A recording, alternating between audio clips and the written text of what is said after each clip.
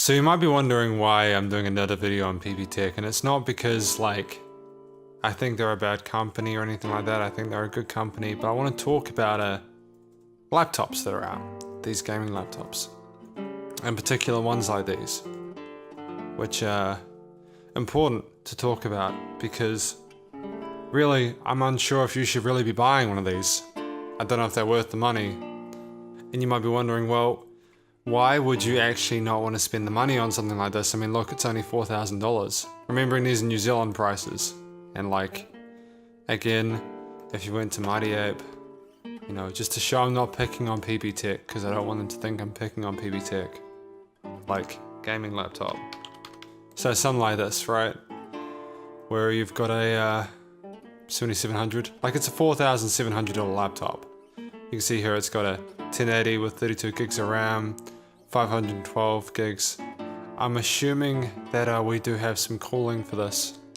I guess the point I want to make is that when you're spending $4,000 on a rig, you kind of want to be careful of a few things. A few of the claims that they make about the performance or the parts that you've got together and what the specs actually mean. So for instance, if we look at this laptop here, the Alienware R5 Gaming NVIDIA GTX 1080, right? So 1080s are often used for 2K and 4K gaming, 1080p, 1440p, and then you've got a 4K with 3840 by, what was it, 2160? Yeah. So you might be thinking, well, surely this is the best kind of graphics card for me. This is the one I want. But then you remember that the resolution of the screen is 1920 by 1080. So you've basically got a graphics card worth $1,000 in a laptop, and you can't use half of its power really, because of the fact that it's got what? A 1920 by 1080 resolution. And you might be thinking, well, okay, so maybe you can get a higher refresh rate. But problem is, you can't, because it's 60 hertz. It's 60 hertz. So the problem is that you've got a 1080 in a laptop with a 60 hertz refresh rate. You may be just better just to get a 1060, to be brutally honest with you. There's probably no need for you to have a 1080 in there. 1060, 6GB, do a 1080p, 60 with most games at 60 frames, and you save yourself about maybe $500. So already you can probably take another $500 off of this price. Same with this one.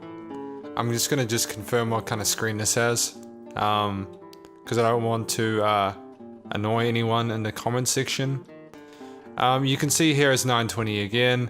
Refresh rate is 120 hertz, so if this makes more sense for a 1080.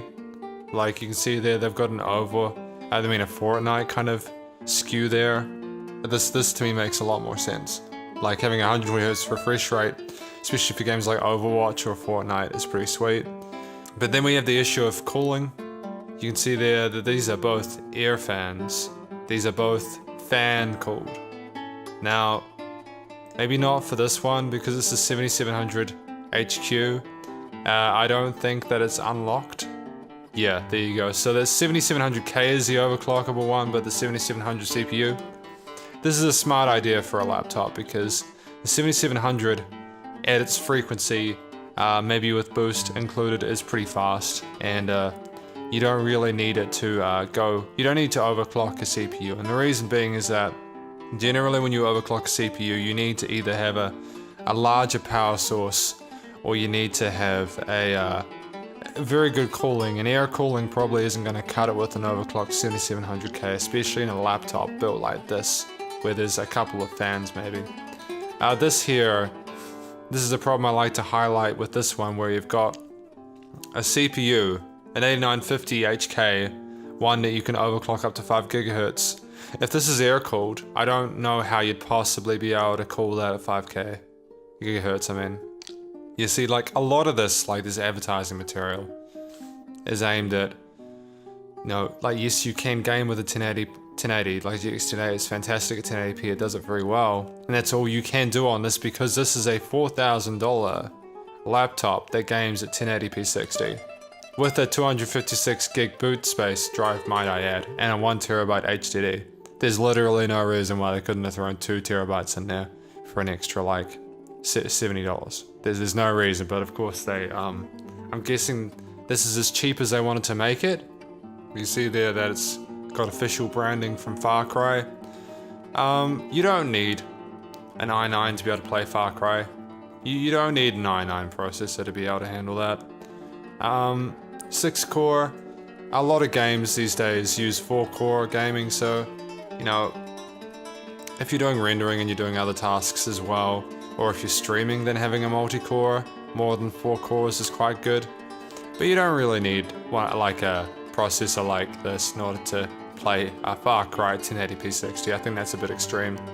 And what I again need to kind of clarify is that with this, you couldn't overclock it because it's unlocked, but you need the cooling to be able to keep it in check, I guess, to make sure that it doesn't just thermal throttle, which it most likely will do well before it gets to 5 gigahertz, because I can't see any information really about the cooling down here.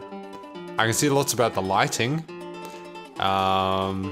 Keyboard designed for VR. Revolution in your like. Where is the cooling information?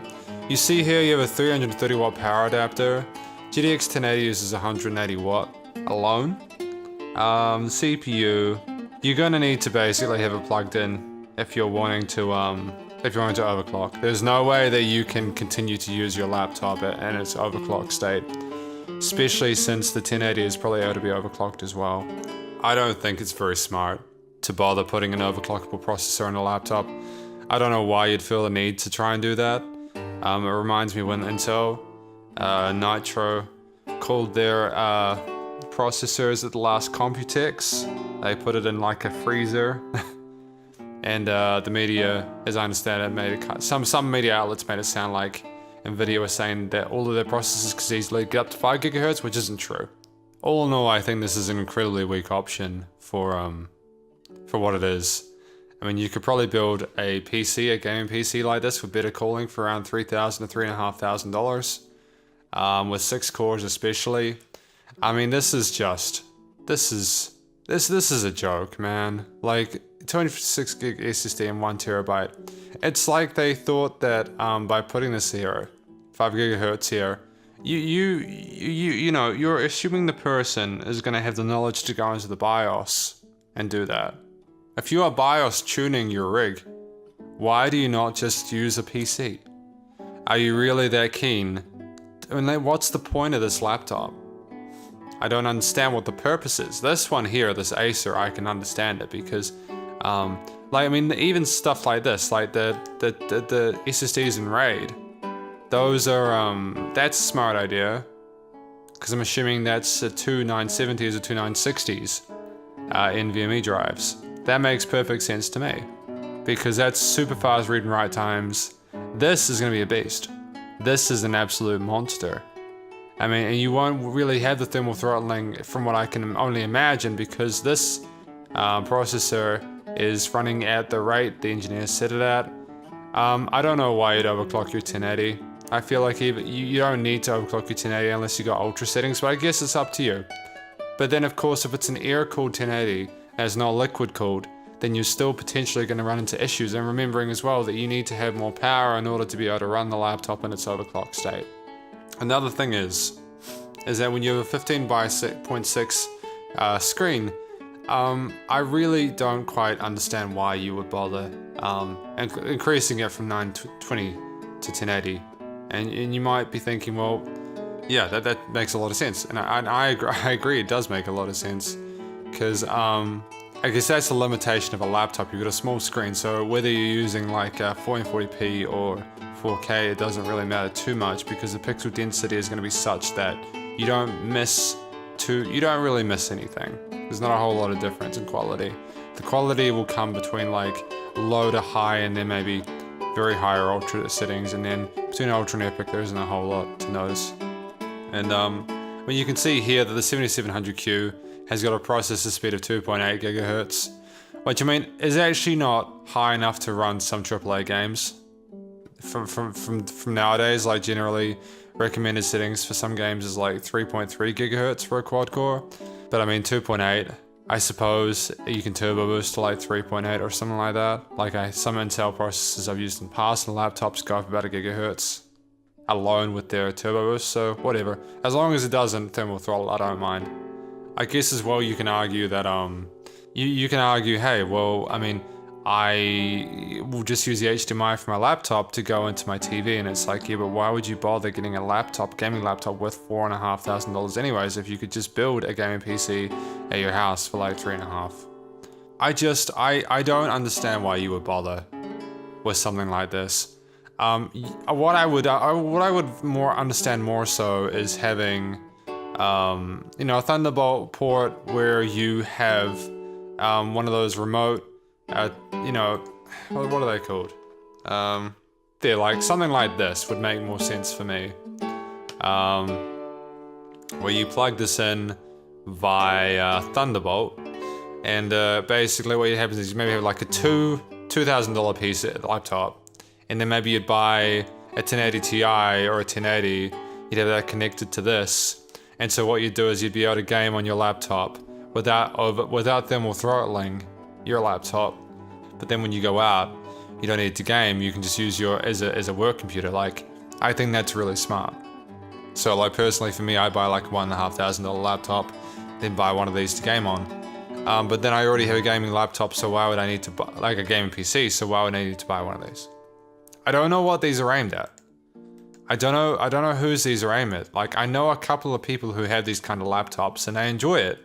It's just, it seems like such a massive purchase, such an unnecessary purchase. It's basically a status item. And yeah, I guess you could argue, but I want to be able to bring my gaming around with wherever I go. But this here kind of works for me, but this doesn't. You don't need to spend $4,300 on this. And again, this is not a mark on PB Tech. I'm not picking on PB Tech at all. I don't think that this product makes sense. I don't understand why you would think that anybody would be able to overclock up to 5 gigahertz. I think that's completely and utterly irresponsible in terms of the way you're promoting a product. I mean, if we want to really go for it, like if I find the most expensive, let's see the most expensive laptop here. How do they justify it? I mean, you've got this with a full HD. Is it a high refresh rate? Please tell me it's not 60 hertz. Please tell me it is not 60 hertz. I mean, I can't tell. It is still 60 hertz. It's a $5,000 laptop with a 60 hertz refresh monitor with a GTX 1080 in it. There is no need. Like in Far Cry 5, the game they're advertising, you can get ultra settings and over 100 hertz. They could have at least put a 90 hertz monitor in this. There's no need for them to do it. Are they worried that their 1080 will thermal throttle? Well, they shouldn't be putting a 1080 in here anyways. Like, I don't even know why you'd bother advertising Far Cry 5 as a game that you would run on this, because Far Cry 5, because of its DRM software, is a complete pain in the ass to work with. It's horrendous to work with. I actually legitimately hated playing Far Cry 5 because of the experience that I had with its DRM stuff, where it would consistently put my CPU and GPU up to 70 degrees. There was no need for the game to run that hot, but Ubisoft are paranoid about people illegally downloading it. Even though there were people that managed to crack their DRM within 19 days, it only punishes people who pay for it. You know, who pay for it legitimately, because we have to deal with the shitty software that completely boils our parts just so that they can continue to make money. I don't know. Like, the price difference makes sense, I guess, because you get an extra 16 gigs of RAM. You still have a 1 terabyte. You still have 1 terabyte hard drive, a SATA. I don't know what that means. Maybe I'm confusing 1 terabyte SATA for hard drive. Maybe I got that wrong in the last one. If it's a SATA drive, I mean, no, it is a 1 terabyte HDD. No, I didn't get it confused. I don't know what the fuck the point of this is. In fact, I think that these guys are the 256 960 Pros or the 960 Evos, and this is just garbage. Like, please do not buy this. If you are looking for a gaming laptop, please buy something like this. I don't know why you'd bother, though. Like, if we go to an entry-level gaming laptop, what do you have? See, an entry-level gaming laptop is like the lowest one here. Is this one. That isn't available anymore. There's this one. It has an Intel dual core. It's a dual core processor, which is barely usable anyways. $1,300. You have a 1940 with 2 gigabytes of RAM, which is just garbage. You can't play a lot of games these days with it anyways. Well, well, actually, no, I take that back. There's a reasonable amount of room with a 2 gigabytes of VRAM, but it won't play Overwatch, for example. You'll struggle with that. I mean, in Fortnite, you'll struggle with that as well. I don't know what this is aimed at, so why would you buy... You can't buy this as a gaming laptop.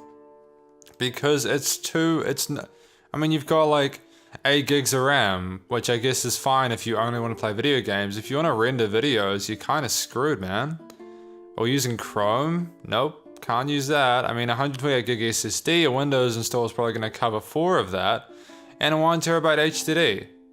I mean, that 3.5 gigahertz boost is great if you're only doing like 2 things at a time, but if you're doing more than that, it's gonna just... I don't understand why these exist. I don't understand why gaming laptops exist. Like this. I don't understand it. I feel like I'm not just picking on Dell, because these are Acer, the ones I'm looking at now. And I think the Acer, the original $4,600 one was one I was picking on, but it was better than the Dell, but this... I mean, if I bought $2,000, and this is $1,700, sorry. It's being released soon. What do you have? A 1050. Now, what 1050 is this? It is the 1050 4 gigabytes. Alright, so it's a 1050 Ti, basically. So there's a 1050 Ti in here, that's good to know. That'll do you alright. You'll probably be okay with a fair amount of modern multiplayer games. And yeah, you're well with that. You're a quad core as well. That's good. This is more user friendly. It's interesting that they have this. I think what they're saying is that they've got like actual. Oh right, that's really cool. So this is something I'd probably be more into. So that's fucking insane. Why does it go from 2.3 gigahertz to 4 gigahertz? That seems pretty fucking insane for a boost. So they don't have an HDD in there. So you need to probably put like, you probably need to honestly replace the SSDs. You probably need to get like a couple of 500 gigabyte SSDs and put them in RAID, or have one as a boot and then one as another one. If I go back, I mean, there's this. I mean, you have Windows Pro, integrated Intel CPU, that's cool. So a 7500's fine. I don't know what that means though. Like, I don't know whether it's a dual core or a quad core or whatever. It doesn't tell me. What's MX110? What is MX110? Why is this laptop $1,500? I don't understand what the value proposition of this is. If I go to this, yeah, so this is pretty crappy. Like, this is a pretty kind of crappy thing to compare. Can I compare using user benchmark? Alright, this is better. Yeah, so you got this versus a GTX 1080. This is the one I got. So mine's the 7th, and in fact mine is in the top 4% of these GPUs. Mine is in the top 96%. This is 958% faster than this. You have what? You don't even get 60% in a lot of these games. I don't understand what the value proposition of this is. How is this a gaming laptop if you can barely get 30 or 40 frames in a lot of things? Can someone explain why people should buy these? And again, I'm not picking on PB Tech, I'm picking on Mighty Ape. I mean, if we look at the what is mid-range? What price tag is mid-range? Okay, so you got 1050 Ti's. 1050 Ti's for days, that's cool. What have we got here? What's this one? This one looks pretty neat. The HP, we haven't looked at HP yet. So we have 1050 Ti. Remember, this is for a 3060. So we've got a non-overclockable CPU. That's good. 16 gigs of RAM is acceptable. 1050 Ti, 4 gigabyte, fine. A 3.8 gigahertz boost clock, fine.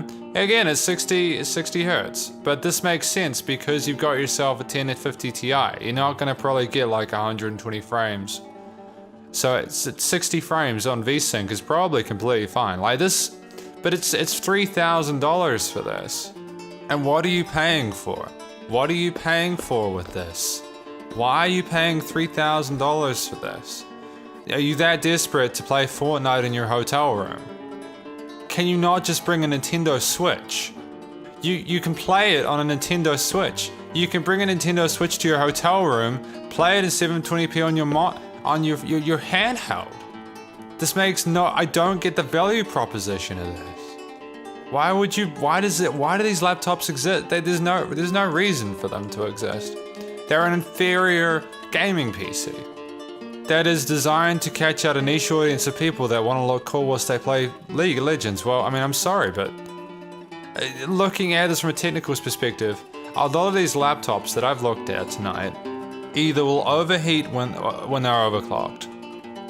If they don't overclock, they either don't have enough processors to justify the price, or enough cores to justify the price, or the processors just aren't fast enough to be able to handle games at high settings. Some of them have hideous GPUs, and some of them have GPUs which are far too powerful for their refresh rate. That can also be overclocked, but what's the point? Because you've got a 60 Hz refresh rate. I don't understand what the purpose of this. I guess the only reason why you'd have a 1080 is so that you can get like epic settings on Far Cry, but I mean, you're gonna push your GT80 so hard that it will probably heat up and there will probably be quite a bit of noise. So the only way you'll probably be able to listen to it on certain respects is probably through headphones. So there won't be any point in really having your fucking speakers. Like, what are you paying $5,000 for here? I don't get it. I don't understand why anyone would buy this. I wanted to make this video just so that I could figure it out, but maybe if you're thinking of buying a gaming laptop, maybe you can think about it as well. I've had conversations with people, numerous ones, where they have been like, Logan, I want to buy a computer and I want to be able to game on it. I'm like, right, this is what you can have. And they're like, no, because it's not a laptop. I'm like, okay. And then they buy a laptop and then they're like, oh, okay, there's problems. I'm like, oh, there's problems. Oh, so you bought a laptop to game on when you don't know the specs and how they work, and then suddenly, what? Doesn't work the way you want it to? Oh, okay, that's great. So why the fuck did you ignore what I was telling you to do when you didn't know about the parts and how they interacted together? Like, this is garbage. Like, this one here, like, this one here is absolute hot garbage. But there are far worse ones I've seen from Acer and HP at the moment are the interesting ones to me. But like, honestly, I think if you were going to game, just buy one of these. They look cool, man. You can fit them in your suitcase. If you're that desperate, buy one of these. Buy a cheap laptop with a decent processor and a shitty integrated graphics card. Fucking attach this via Thunderbolt. You'll probably still spend about 4K. But you will have yourself an external GPU which will not throttle if you overclock it, and it will be good. It will be good. You do not have to worry about your fans going nuts. You don't have to worry about in some cases your keyboard getting so hot that you can't touch it anymore. Fun times. I'm gonna edit this and hopefully it makes sense. This will come out and hopefully you'll just think about what you're doing before you buy a gaming laptop. I don't think you should, but you're entitled to your opinion. And if you're mad, I'm assuming that there are people who will buy these gaming laptops no matter what people tell them about the performance. I mean, it's like when people talk about wanting a MacBook and you try and explain that you don't have to buy a MacBook to do music production, for example, but you'll have people who will buy a MacBook anyways because they don't want to make music, they want to look like they make music. And I think these laptops are there because people want to look like they play games. And I think it's an image thing. This is not fucking practical. You don't need this to play fucking Fortnite or Overwatch, and if you're playing AAA games that you need that extra power for, fucking buy a PC or an external dock. That's all you need to do. Hopefully this video doesn't take too long to edit. I'm trying to get better at giving myself space between the mics so that I don't pick up the weird sounds my mouth makes. Stay cool. See you later, and yeah, let me know if you are going to buy a gaming laptop or if you are going to build a PC or buy a PC. You know which one I prefer. The one that costs you the less money but for the same performance. Stay cool. See you later, and bye bye.